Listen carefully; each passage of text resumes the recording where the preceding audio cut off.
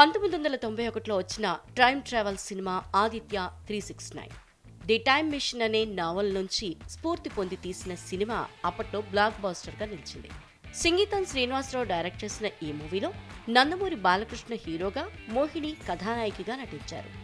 April 4న Aditya 369 re release కానున్న నేపథ్యంలో producer Sivalanka Krishnaprasad cinema గురించి ఓ ఇంటర్వ్యూలో చెప్పిన విషయాలు ఆసక్తికరంగా మారాయి. నిజానికి ఆదిత్య 369 సినిమాలో హీరోయిన్ గా మొదట విజయశాంతిని అనుకున్నారట. ఆమె కూడా మూవీ చేసేందుకు ఓకే చెప్పిందట. కానీ అప్పటికే విజయశాంతి సినిమాలతో బిజీగా ఉండటంతో డేట్స్ కుదరలేదట. దీంతో ఆమె చేస్తున్న సినిమా ప్రొడ్యూసర్లను వేరే హీరోయిన్ ని తీసుకోవాలని కోరినా వారందుకు ఒప్పుకోకపోవడంతో విజయశాంతి ఆ మూవీలో నటించలేకపోయిందట. ఆ తర్వాత హీరోయిన్ గా రాధను సెలెక్ట్ చేయాలని భావించినా ఆమె కాస్త బొద్దుగా మారడంతో వద్దనుకున్నామని కృష్ణప్రసాద్ చెప్పారు.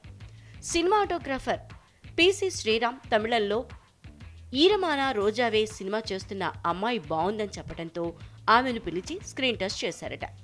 ఆమె యాక్టింగ్ అందరికీ నచ్చడంతో మోహిని ఆదిత్య 369 సినిమా హీరోయిన్ గా సెలెక్ట్ అయిందట.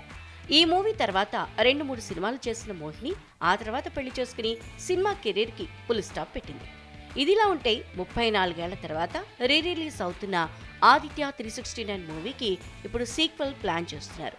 కథ ఆల్రెడీ రెడీ అయిందని, త్వరలోనే షూటింగ్ పట్టాలెక్కుతుందని బాలకృష్ణ స్వయంగా వెల్లడించారు.